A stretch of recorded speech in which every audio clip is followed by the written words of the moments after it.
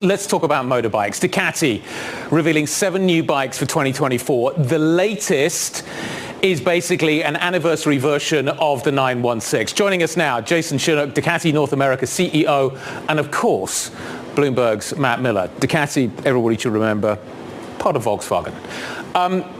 Matt, I feel that a new 916 will have you very interested, but I think there are probably other bikes that Ducati's making right now that you might be more interested in. But what do you think? What do you think of the new bike? Yeah, I mean, I'm a lifelong Ducati fan, as I think everyone who watches Bloomberg Television knows, and the 916 is widely considered one of the most beautiful motorcycles ever created. So this, homage to the 916 I find amazing in a far more powerful bike. I mean, the new bike is just head and shoulders above the power that we had back then. But there are a lot of bikes I'm especially interested in more now that I'm older, right? I don't fit as well on a crotch rocket. I like the Multistrada. I've had 3 of them, and there's a new Multistrada V4 that has the desmodromic valves again, which I'm super pumped about. Plus a Super Mono. They brought out a single-cylinder motorbike for the first time in like 30 years, Sky. Okay. Jason, Matt is very excited about this bike, as we can hear. It's great to see you, by the way. Thanks for stopping by. My pleasure. It's a very pretty machine out of Bologna. We're all looking forward to seeing it on the road. What are these bikes doing in terms of what impact are they having on sales? Well, we've actually been having a very consistent sales over the course of the last few years, and part of it has to do with our product strategy. We've been very consistent in delivering a solid amount of new products every fall that lead into the next year, and we're building an order bank, which is actually a big change in the business model than what we used to do in the past, where we'd stock our dealers and people would walk in and buy a motorcycle. But this actually creates a lot of excitement. In fact, the launch of the 916 30th Anniversario that just launched yesterday, we've already received enough orders for us in North America to cover our entire production for next year. So this is something that also gives us a lot of security as we look forward to the future in terms of what motorcycles that we build, lower holding costs, and higher profits. So I wonder about the addressable market. Kevin Tynan, who's our autos analyst for Bloomberg Intelligence, said, it's shrinking because younger kids these days are maybe worried about the costs and the safety of motorcycling. What are you doing to grow that market? This has been a nut that motorcycle manufacturers have been trying to crack for years. What are you doing, Jason Chinnock, in Colorado to help grow the motorcycling market? Well, part of what we're doing is actually making sure we're bringing product that's accessible to those people. It's actually expected that Ducati could be intimidating because generally it's the highest performance motorcycle. You think of what we do in MotoGP and World Superbike, that's what people expect of us. But bringing out a new motorcycle like the Hypermotard Mono, that in itself makes the brand accessible, approachable, and the intention is for us to be able to make sure they get out and have an opportunity to experience it.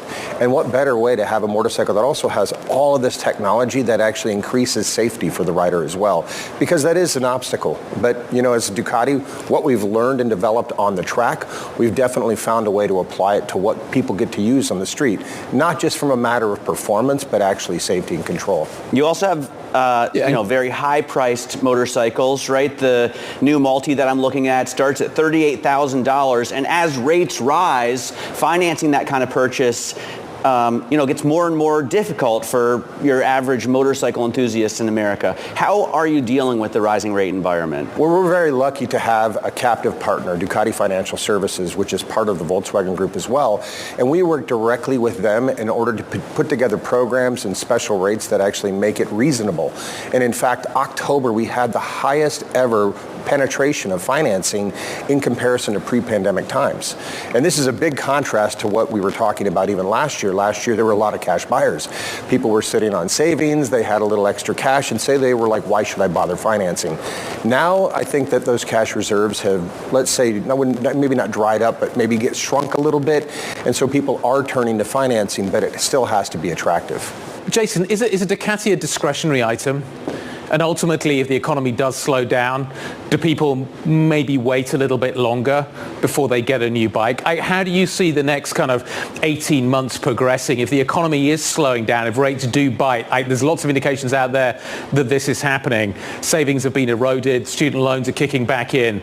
Do you think that it's going to get tougher over the next few years to sell new bikes? I think what we've looked at the last 5 years of the market and try to understand what's happening. We've seen it very stable, but this year we have seen a slight downturn in the overall 500cc market, which is what we compete in. But in terms of Ducati, it's one of the things of us retaining our position, let's say, as an aspirational and a premium brand that actually delivers more than just motorcycles, but experiences.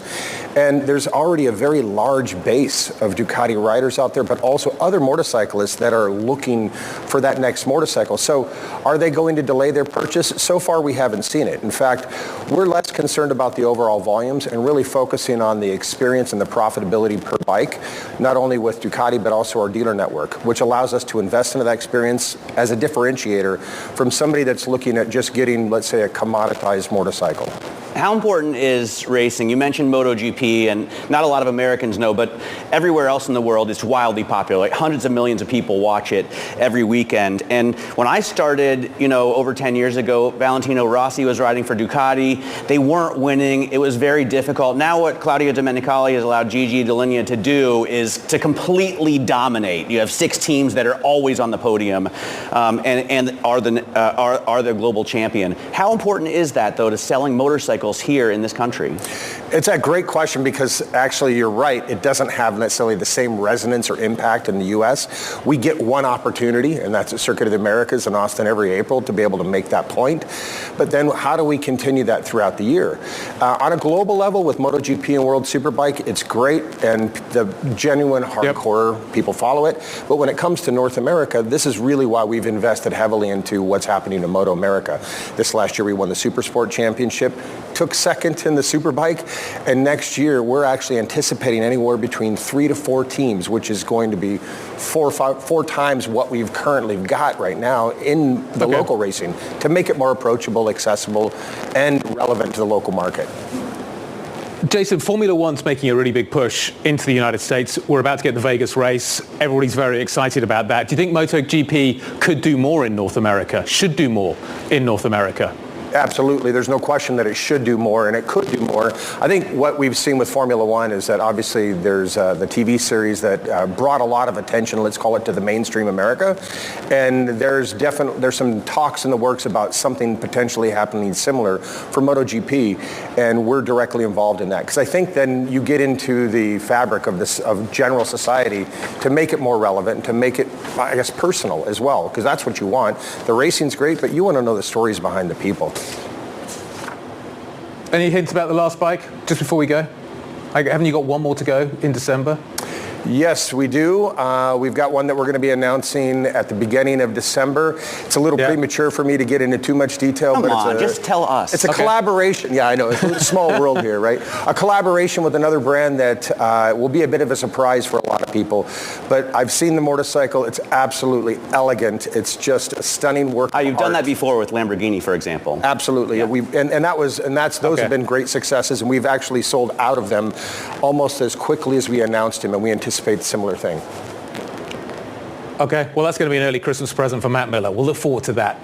Jason, always a pleasure. Thanks for stopping by.